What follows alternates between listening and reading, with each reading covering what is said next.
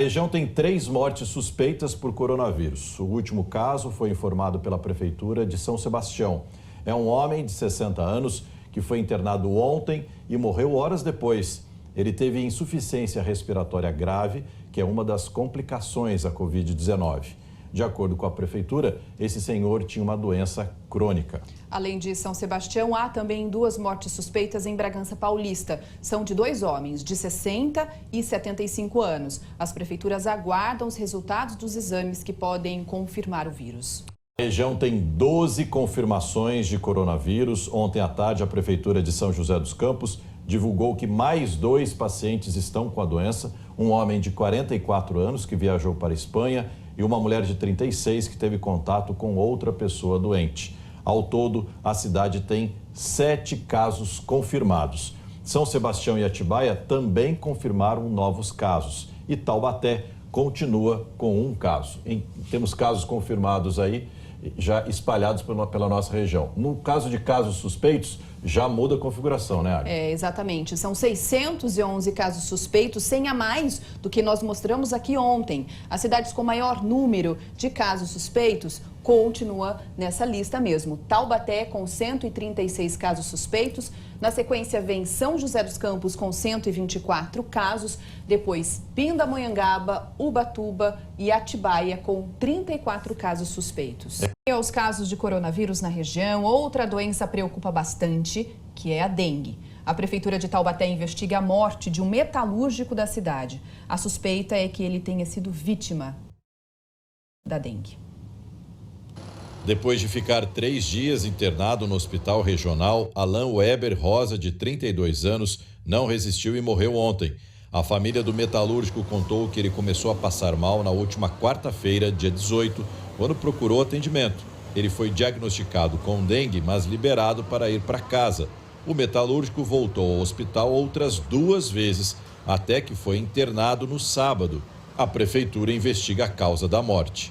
Nós aguardamos aí, sim, a conclusão do laudo, a conclusão dos resultados laboratoriais que vão ser obtidos a partir desse laudo, né? Desses materiais colhidos do paciente, para que a gente possa afirmar ou não se foi dengue com complicação ou se trata de outro tipo de doença. Se confirmada, essa será a 3ª morte causada por dengue este ano em Taubaté. O primeiro caso foi o de uma mulher de 30 anos. Thaís Viana Gomes morreu em fevereiro, depois de ter dengue pela 2ª vez. A 2ª morte foi de uma outra mulher de 54 anos. Para evitar a dengue, a Prefeitura faz um apelo para que os moradores reforcem os cuidados. A gente tem reforçado muito isso, das pessoas aproveitarem esse período que estão em casa para fazer aquela pequena manutenção naquela calha que está pendurada, para verificar ralo, para verificar todos os recipientes ali que podem servir de abrigo para o mosquito, né?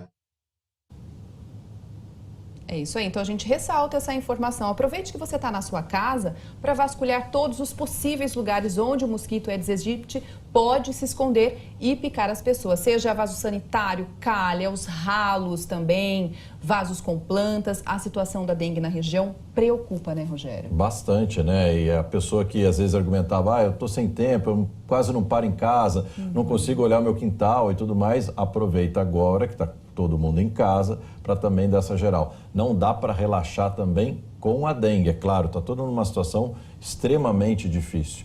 Mas tem essa questão da dengue também que tem que ficar de olho. Tem até números com relação à dengue, né? Taubaté registrou 358 casos de dengue. Lorena, a situação é preocupante também. 2.460 pessoas pegaram dengue. E em Cruzeiro, tá pior ainda, 2.226 pessoas estão com dengue na cidade. É muita gente.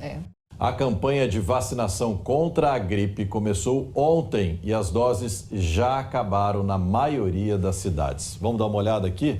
O que a gente conseguiu confirmar com as prefeituras onde não tem mais doses. São José dos Campos, Taubaté, Pinda e as 4 cidades do litoral norte. Caraguá, Ilhabela, São Sebastião e Ubatuba. Também já acabaram as doses em Atibaia, Guaratinguetá, Caçapava e Cruzeiro. A gente aproveita então e volta a conversar com o secretário de Saúde de São José dos Campos. Ele já bateu um papo com a gente hoje aqui no Link Vanguarda. Secretário, com tudo isso que está acontecendo de coronavírus, ainda tem a vacina contra a gripe. É importante a gente falar disso, né, secretário? Porque o vírus influenza é outro vírus que também preocupa, né? Exatamente, Rogério, né? Principalmente quando chegar o inverno, né? Aí que a gente se preocupa mais com a questão do influenza. Por isso, a intenção do Ministério de antecipar a vacinação, principalmente nos idosos, que são as pessoas mais frágeis para enfrentar o coronavírus. Então, a ideia é imunizar os idosos, os profissionais de saúde, para quando chegar no inverno, a gente ter uma população protegida contra o influenza. Infelizmente, ou felizmente, né, dificilmente a gente conseguia bater a meta de vacinação de idosos, e no primeiro dia a gente atingiu 26 mil doses aplicadas, que foi na segunda-feira. Realmente superou e muito a nossa expectativa. O Estado, né, e o governo federal já informaram que vão encaminhar mais doses, devem chegar amanhã ou depois essas doses para a gente continuar a vacinação. É importante a população ficar tranquila que exclusivamente para idosos esse prazo vai até o dia 15 de abril, mas eles podem ser vacinados até dia 13 de maio, que a gente vai ter vacina fornecida pelo Ministério da Saúde até 13 de maio. Até 15 de abril é exclusiva para idoso e profissionais de saúde. Então, amanhã ou depois deve chegar mais vacina e a gente comunica a população para a gente continuar a campanha da forma que nós fizemos, com todas as UBSs abertas, mais os 3 espaços, né, de drive-thru, digamos assim, e mais as 4 casas do idoso aqui de São José. Importante, não? Então, reforçar, né, secretário, que tem a boa notícia que os idosos estão conscientes da necessidade de tomar essa vacina, mas calma, ainda dá tempo de tomar até maio, então exclusivamente até o meio de abril, mas as doses vão continuar sendo aplicadas em idosos também, né, Agatha? É isso mesmo. A minha pergunta para o secretário é com relação à pandemia de coronavírus. O paciente, ele pode pegar a gripe e também a pandemia ao mesmo tempo, secretário? Então, Águida, a gente não conhece muito sobre o corona, mas o que a gente sabe, né, que já foi noticiado, né, através de trabalhos científicos, é que na vigência de uma infecção viral é muito difícil você ter 2 concomitantes. Então, quando a gente faz o teste num paciente e o teste confirma o influenza, né, o H1N1, a gente descarta o corona. É uma forma de a gente fazer o descarte do caso suspeito indiretamente. Mas ainda é cedo para a gente dizer. E é importante frisar também que a vacina que a gente está aplicando agora do influenza não dá imunidade para o coronavírus. Deixar isso muito claro, né? É outro vírus. Secretário, e qual, para a gente encerrar, uma outra dica, então, para o idoso que está consciente de tomar essa vacina contra o influenza, mas essa dica aí, tanto em relação ao prazo, que ele pode fazer com calma, e em relação aos locais para essa vacinação. A gente vê muita gente, estão até com saudade dos amigos, né? Se reencontram e formam ali alguns grupinhos conversando. É importante manter essa distância um do outro, né? Os nossos profissionais das nossas unidades orientaram, né, quando começou a formar a fila, para manter pelo menos 2 metros de distância entre as pessoas, porque essa é a maneira mais segura de você evitar o contágio de outra pessoa que possa ter o coronavírus. Então, manter a distância, higienizar bem as mãos, né? Evitar contato direto, e é fundamental para a gente evitar a contaminação. E, sem sombra de dúvida, ficar em casa, só sair em extrema necessidade, por conta da nossa segurança que a gente quer dar para as pessoas idosas da nossa cidade. Tá certo, secretário. Muito obrigado pela sua participação aqui no Link Vanguarda. Boa tarde. Bom, é indiscutível o impacto que a pandemia de coronavírus vai provocar na economia do país inteiro e, claro, também na nossa região. Ainda mais a partir de hoje, quando a quarentena passa a ser obrigatória em todo o estado de São Paulo. Prejuízo para as grandes empresas, mas principalmente para as pequenas que têm uma reserva financeira menor. Hora de desmontar o comércio. Esse café no Jardim Maringá, em São José dos Campos, é novo, só 4 meses de funcionamento, e quando tudo parecia tão bom, foi necessário fechar as portas por causa da pandemia do Covid-19. O meu movimento caiu 0%, né? Não tem o que se fazer. Para a pequena empresa, é um momento complicado. A Alessandra, que é proprietária, diz que é difícil pensar em estratégias quando tudo é tão incerto. As funcionárias ficarão em casa por enquanto. Dessa vez, elas só vieram arrumar o espaço e ver a despensa para não terem ainda mais perda. É até difícil calcular o prejuízo. Tem aluguel, tem funcionário, tem a despesa fixa do comércio. Funcionário, faz 4 meses falar que a gente vai dar férias, alguma coisa? Que férias? Não tem férias, não tem, né? Não tem tempo para isso. Mandar embora não vai resolver o meu problema nem o dele. Então, a gente está numa situação bem complicada. E agora é fechar as portas por tempo indeterminado. Vamos embora. E vamos embora sem saber quando voltar, né? Aqui nessa gráfica de São José dos Campos, as máquinas já estão paradas. Em março, a produção já foi muito menor. E se a gente comparar com o mesmo período do ano passado, a queda chega a 65% na produção. E para abril, por enquanto, simplesmente não há serviço. O proprietário está até desligando os equipamentos, até porque quem tinha pedido orçamento já suspendeu. Agora só tem essas encomendas prontas para entrega. E nem isso estão vindo buscar. A gente dispensou os funcionários, a gente está programando o banco de horas, a gente está vendo tudo possível. A nossa intenção é manter o emprego de todo mundo. Esse é o objetivo. Essa é uma pequena empresa familiar. Pai, mãe e filha continuam aqui, sem saber ao certo o que terão que enfrentar nos próximos meses. Como planejar? A preocupação é grande. A empresa tem 28 anos, então a gente já passou por muitas crises, mas com certeza essa é uma das mais complicadas. Acho que como essa ninguém passou, né? Pelo decreto do governo do estado, os restaurantes e cafés, como o da Alessandra, podem funcionar apenas com o serviço de entrega. Já a quarentena não inclui indústrias, empresas de transportes, segurança, construção civil, oficinas mecânicas, entre outras modalidades. Mesmo assim, todas devem seguir as normas de segurança sanitária. O Procon de São José já notificou 18 empresas pelo alto preço do álcool em gel. Em alguns lugares, o preço do produto chegou a dobrar. E de olho nisso, desculpa, Rogério, o governo anunciou que os mercados devem vender o álcool em gel a preço de custo. A gente vai conversar ao vivo, então, com o André Luiz Rosa sobre isso. André, agora sim, como o Procon vai conseguir fiscalizar, então, esses preços abusivos? Boa tarde. Boa tarde para você. Só para deixar bem claro, essa orientação do governo do estado vale para os supermercados. As farmácias que ficam nas ruas e as farmácias internas dos supermercados não entram nessa orientação do governo do estado.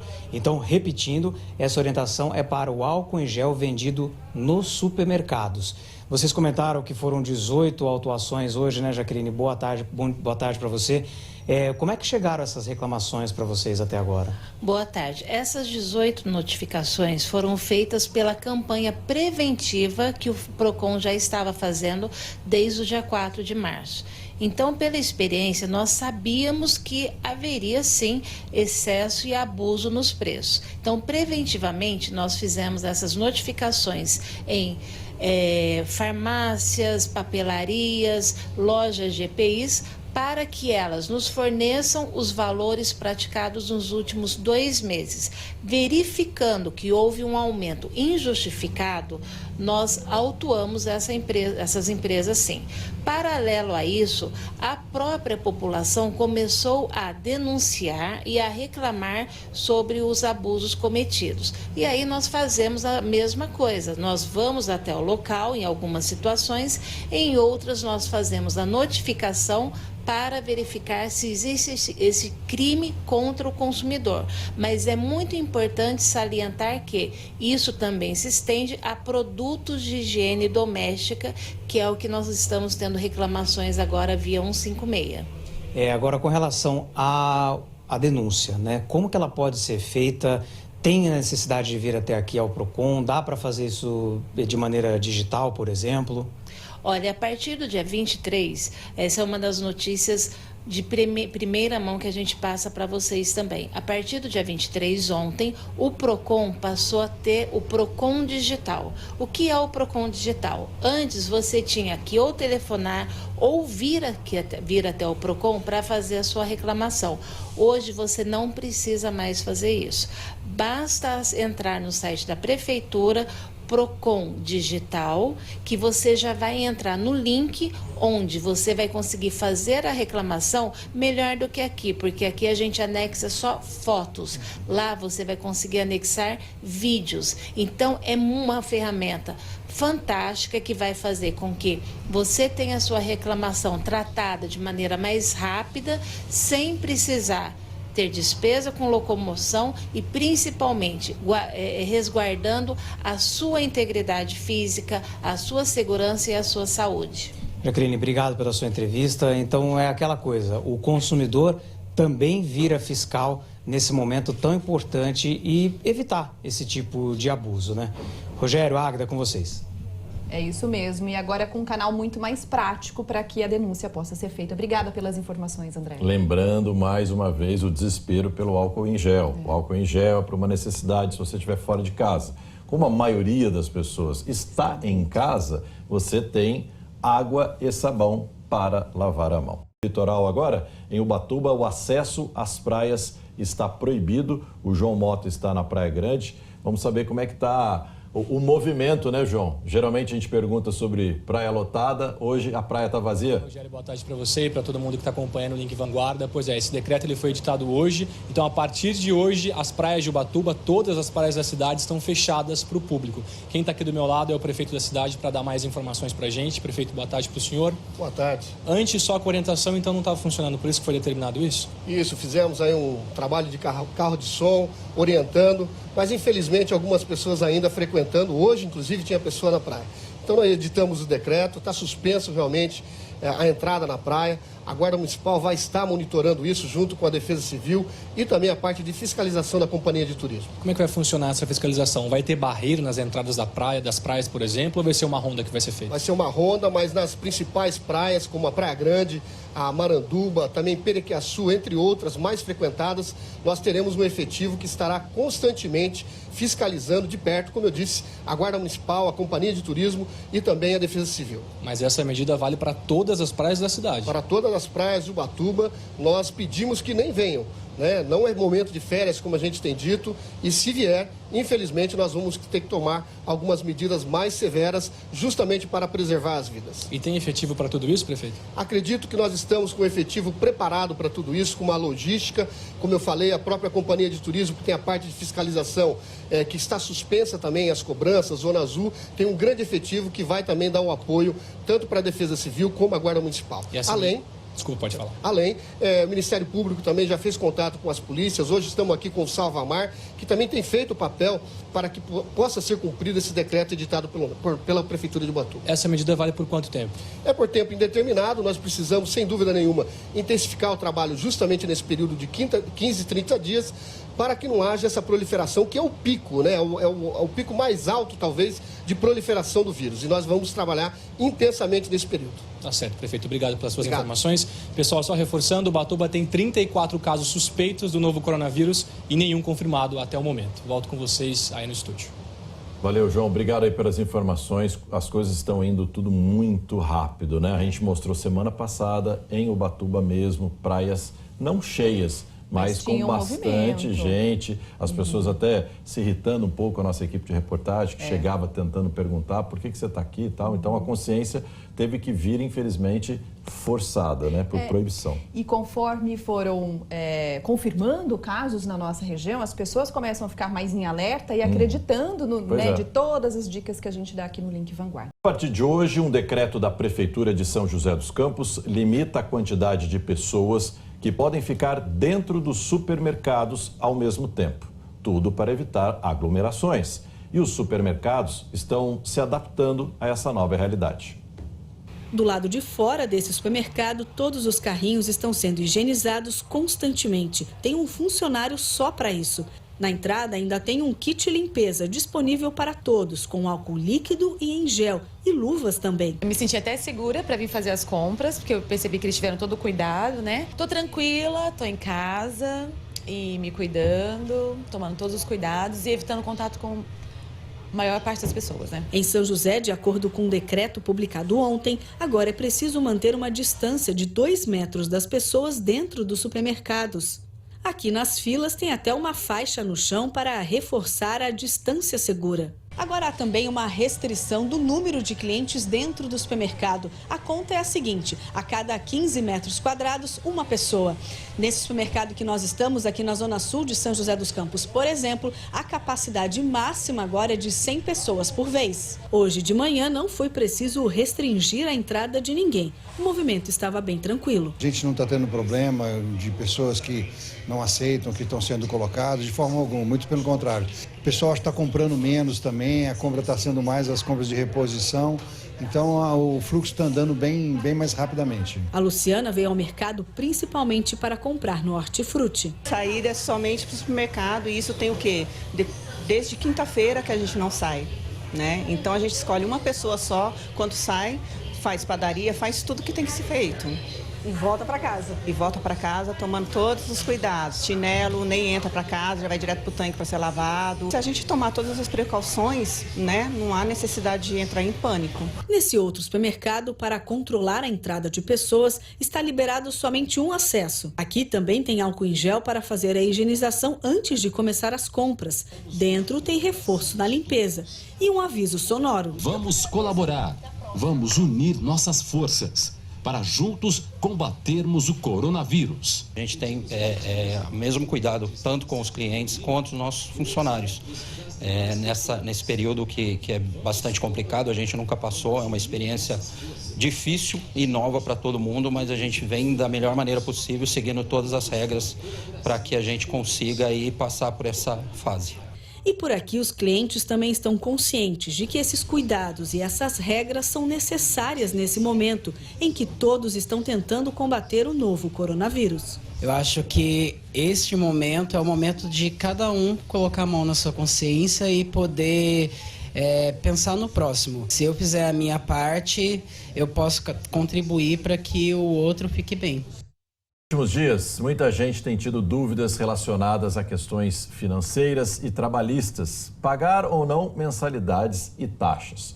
Como rescindir contratos de prestação de serviço? Vai sobrar para quem essa conta?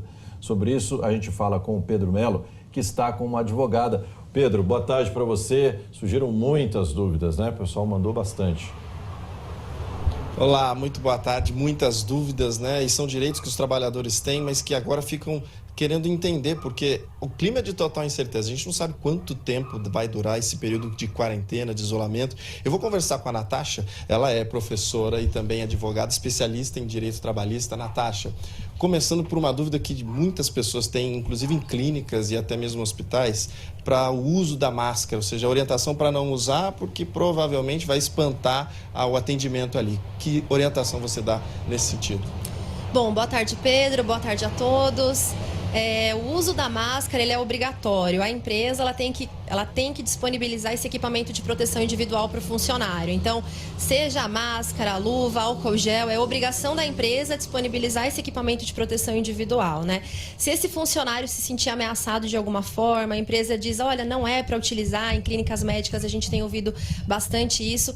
O funcionário ele pode exigir esse direito e ele pode posteriormente até mesmo pedir uma rescisão indireta do contrato de trabalho, aí fundamentada no artigo 483 da CLT, porque ele está sendo colocado, né, ali numa situação de risco e, infelizmente, isso está acontecendo, mas o funcionário tem sim que exigir esse direito. A gente tem participação das pessoas que acompanham o Link Vanguarda, que estão em casa. A Daniela mandou assim pra gente, ó, como é que fica a situação dos empregados que precisam ficar em casa por causa da pandemia, ou seja, o pessoal do grupo de risco? Quais são os direitos? É certo ficar sem salário ou terem um salário descontado? Como é que vai ficar essa situação?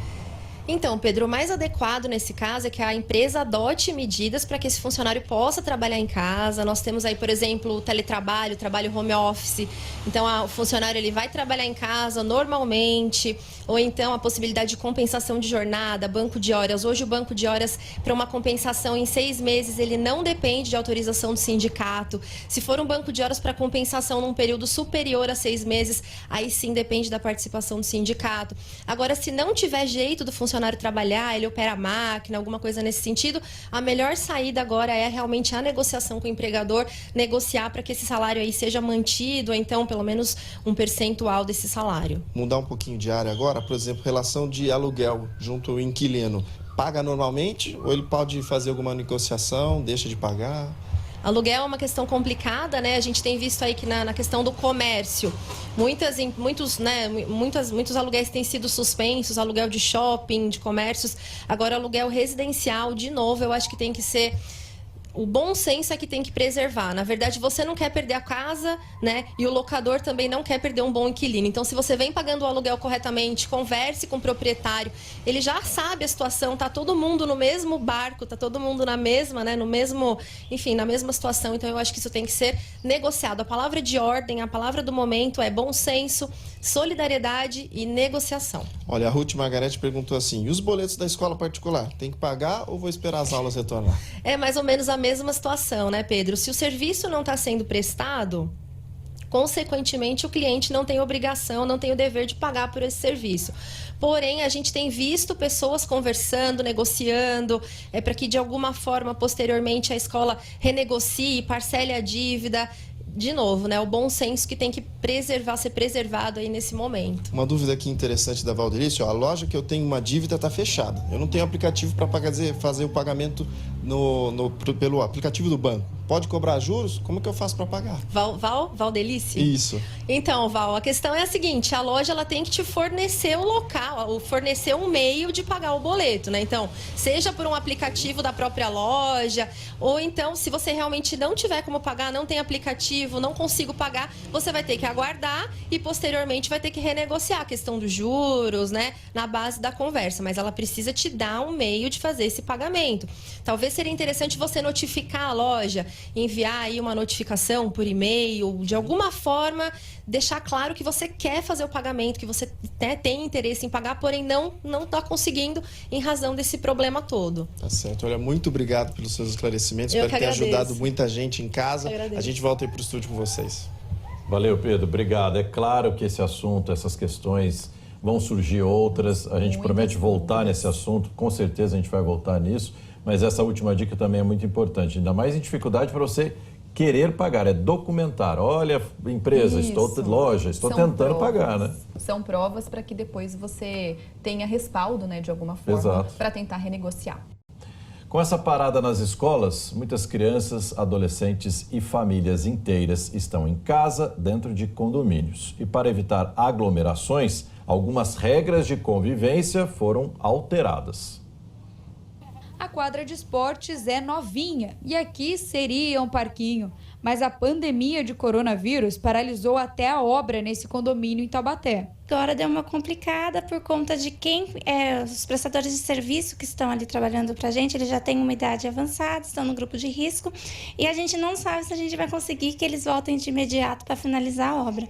E ainda que a gente consiga finalizar a obra, deixar tudo pronto, tudo montado, a gente não vai conseguir ter a inauguração, né? A reinauguração da área. São 192 apartamentos com mais de 500 moradores. Agora, o que era um mau hábito virou regra. A porta de acesso fica aberta o tempo todo para deixar os ambientes mais arejados.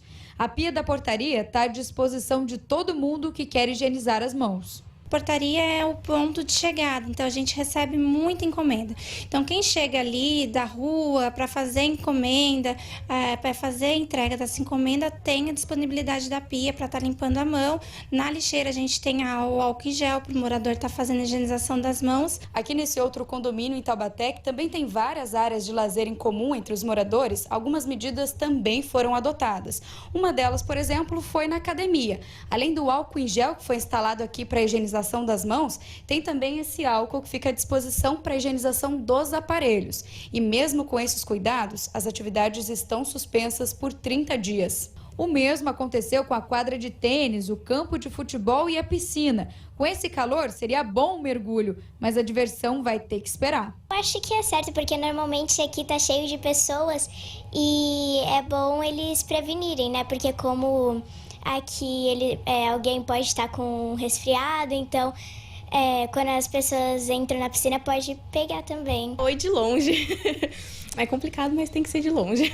A gente previne para depois a gente poder ficar sossegado. A agenda do salão de festas também foi cancelada para evitar a concentração de pessoas. Quem tem agendamento durante esse período de 30 dias, né, a partir de contar de hoje, para que procure, né, a nossa gestão para a gente estar fazendo o cancelamento. Então as pessoas já estão entrando em contato até antes do comunicado, porque já estão tomando a consciência e também a razão da importância de se prevenir com relação a esse vírus. Mas é importante que cada um faça a sua parte. Precisa ser agora isolamento para logo a gente poder estar se abraçando e convivendo juntos. Atibaia, idosos cadastrados na farmácia da prefeitura começaram a receber os medicamentos de alto custo em casa. O repórter Lucas Rangel fala mais sobre essa medida que começou a valer hoje. Ô Lucas, como está sendo feito esse esquema para entregar a medicação em casa para os idosos? Boa tarde.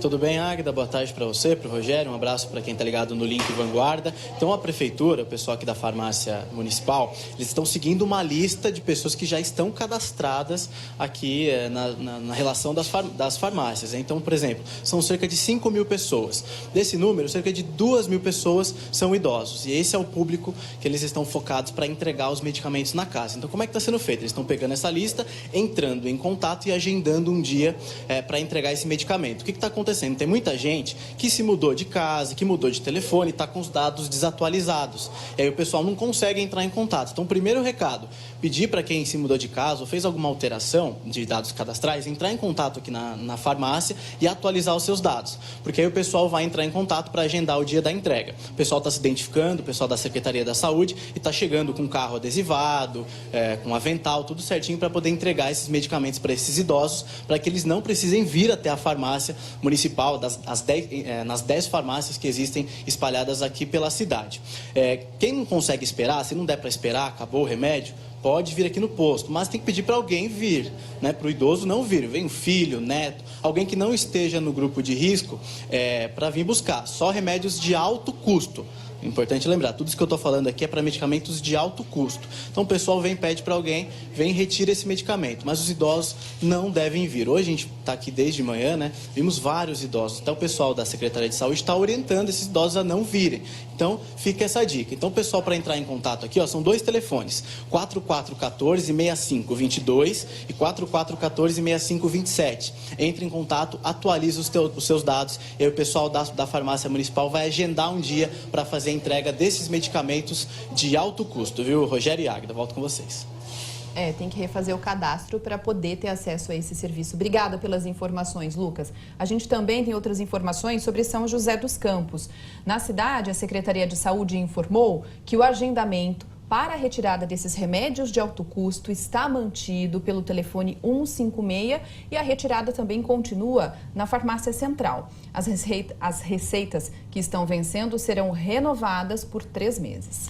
Em Taubaté, o serviço também está normal. A retirada dos medicamentos é feita no Centro Municipal de Medicamentos, o CEMUME. Mas a Secretaria de Saúde orienta que o idoso fique em casa e que um responsável retire a medicação. É só levar um documento do paciente ao CEMUME. A gente fala de esporte. O Comitê Olímpico decidiu adiar as Olimpíadas de 2020. Todo mundo estava esperando, mas realmente foram adiadas. A competição estava programada para o dia 24 de julho, no Japão, e agora deve acontecer só no ano que vem. Pois é. Na nossa região tem atletas que estavam na maior expectativa, né? Entre eles o nadador Daniel Dias, que mandou um vídeo pra gente. Alegria enorme e o alívio de receber essa notícia de que os jogos foram adiados para o próximo ano. Eu quero aqui parabenizar o COI e ao governo do Japão por essa sensata e sábia decisão de adiar os jogos. a gente agora fica muito tranquilo, fica em casa, né? Claro que a gente fica em casa nesse momento que estamos enfrentando, mas na tranquilidade de saber que a gente vai poder se preparar da melhor maneira possível para chegar e mais uma vez representar bem o nosso país. Valeu, um grande abraço, Tóquio 2021, a gente se vê. Pois era um desejo aí da maioria dos atletas, porque o treinamento já estava prejudicado, né? Então eles preferem mesmo o adiamento dos jogos para que tudo se normalize, todo mundo volte aos treinos. Ninguém ia chegar tinindo aos jogos, né? Não tinha a menor condição. No top do desempenho, enfim, para poder realmente competir. Estamos de volta com o Link Vanguarda com uma informação muito importante. O governador de São Paulo, João Dória, acabou de anunciar a abertura do Hospital Regional de Caraguatatuba para a semana que vem. Veja um trecho da coletiva que aconteceu agora em São Paulo. A Secretaria de Saúde do Estado de São Paulo vai antecipar a abertura do Hospital de Caraguatatuba, no litoral norte de São Paulo. Esse hospital estará operando já a partir do próximo dia 30 de março, segunda-feira, a sua primeira etapa das suas unidades de terapia intensiva, a segunda etapa no dia 15 de abril. Isso vai melhorar a assistência à população do estado de São Paulo, que vive no litoral norte do estado. O investimento nesse hospital tem o valor de 188 milhões de reais. Tá chegando de coisa interessante aqui pra gente nas redes sociais. Muitas. O pessoal tá criativo. Vamos começar com quem, Águida? Com a Pamela Reis de Lorena. Alex, um mini personal enquanto treinamos em casa. Vamos dar uma olhadinha no vídeo? Olha aí. Olha a garotinha. A galera fazendo aí exercício em casa muito bem. Tem mais é que se exercitar mesmo. Vamos mostrar aqui mais gente que mandou. Elisângela Jardel, de São José dos Campos. Aqui em casa, meus filhos Plínio e Luara estão assim, ó, brincando de pedra, papel e tesoura. Quem nunca, né? Será? Vamos dar uma olhada? Opa! Novamente. Agora vai. Aí. Assim. Olha lá. A criançada resgatando aí, ó. É, ótimo. Os pais acabam também ensinando essas brincadeiras que para eles são diferentes. Eu acho que ela perdeu nessa, né? Não acredito. Kelly Machado de Caçapava, meu DJ Miguel. Vamos ver o DJ? Tá aí, ó. Galera se divertindo mesmo, é isso. Todo mundo se mantendo ocupado, mantendo aí um astral mais leve, porque é um momento difícil para todo mundo. Ó, a gente agradece todo mundo que participou. Chá de Taubaté, mostrando a criançada aí de pernas pro ar. O Aquim de Taubaté mostrando a criançada também usando canetinha, fazendo uma tatuagem aí no pai. Tá muito divertido. A gente continua recebendo aí os vídeos e fotos que vocês estão mandando pra gente. A gente tem visto muitas pessoas usando máscaras para evitar o contágio do coronavírus, mas será que é recomendável usar sempre as máscaras? A gente conversou inclusive com o secretário de Saúde em São José dos Campos, né, sobre isso no primeiro bloco. Quanto tempo dura uma máscara? A repórter Laurene Santos está com uma médica em Taubaté. Laurene, muito boa tarde. Como deve ser usada a máscara e por quanto tempo? Oi, Águida, boa tarde para você, para todos que nos acompanham. A gente vê mesmo muita gente nas ruas usando máscaras e ainda há muita dúvida a respeito desse assunto. E para responder, a gente está aqui com a infectologista, a doutora Marina, que vai tirar essas dúvidas. Doutora, para as pessoas no dia a dia, quando é indicado que elas usem as máscaras? No dia a dia, está indicado que use a máscara aquela pessoa que está doente, que tem sintomas respiratórios, quando ela não tem outro jeito, ela tem que ter contato com outras pessoas, ela use a máscara para proteger os demais, para que ela não passe aquela virose para os demais. As outras pessoas que estão saudáveis, elas não devem usar máscaras continuamente, ininterruptamente, o dia todo, dentro de carro, andando na rua, indo ao supermercado, porque isso dá uma falsa sensação de segurança. Já está provado que a pessoa põe mais vezes a mão no rosto e tira a máscara e põe a máscara e contamina a sua mão, contamina a máscara. A máscara, depois de um tempo, também ela perde a validade, então não resolveria ficar o tempo todo de máscara. E doutora, a gente tem 2 modelos de máscara para mostrar. Eu gostaria que a senhora explicasse essa, por exemplo, que a senhora tem na mão, como que é o uso dela, para que ela serve? Nós temos 2 tipos de máscaras para uso hospitalar, para uso no atendimento a pacientes dentro de unidades de saúde, hospitais, UPAs, etc. Esta, que é uma máscara comum, que nós chamamos, uma máscara cirúrgica, que o cirurgião usa no procedimento, que serve como uma barreira para proteger as gotículas que saem da boca, da narina de uma pessoa para aquela que está usando a máscara. Quem é tá somente com uma barreira. Quem está com uma máscara dessa na rua, por exemplo, acaba colocando a mão na máscara, qual que é o risco disso? O risco é que essa máscara tem uma duração de 2 a 4 horas, como eu já falei. E essa máscara ela fica úmida facilmente e perde a sua eficácia. E não tem indicação nenhuma das pessoas sadias usarem essa máscara na rua. A indicação é de que fique a 1, 2 metros das outras pessoas e não precisa usar máscara nenhuma. E a outra máscara? A gente tem um outro modelo aqui para mostrar que é mais resistente, né? Sim, é mais resistente, mas também ela tem outra finalidade. Esta outra máscara que a gente vê muitas pessoas também portando inadvertidamente dentro dos carros, como eu falei, na rua, no supermercado, na farmácia, que é uma máscara que filtra o ar. É uma máscara específica para certas situações e dentro de unidade hospitalar, dentro de unidade de terapia intensiva, em que o profissional precisa se proteger do ar que ele está respirando, quando gotículas do vírus estão no ar. Isso só acontece quando o paciente está entubado em ventilação mecânica, no caso do Covid-19, em unidade de terapia intensiva. Doutora, só para a gente encerrar, a gente viu muita gente na rua também adaptando. Colocaram até garrafa PET no lugar da máscara feita com tecido, com crochê. Isso pode? O que acontece se a pessoa se expor a esse risco? Não, como eu já falei, isso não pode, isso está totalmente contraindicado. Se o uso de máscara já não é adequado, essas adaptações, muito menos. Ele não vai proteger, vai dar falsa sensação de segurança. O mais importante é manter a distância, higiene respiratória, ao tossir e espirrar, né? Que todo mundo está falando na televisão, e higienizar as mãos com água e sabão. Se tiver álcool, melhor. Se não, corretamente com água e sabão já é suficiente para eliminar o vírus da nossa mão. Doutora, muito obrigada pelas informações, pelos esclarecimentos. Então, a gente volta aí no estúdio. Então, não é para ficar usando máscara. Esse pessoal que está usando aí na rua, sem ter a recomendação, não deve usar não, viu? A gente volta com vocês.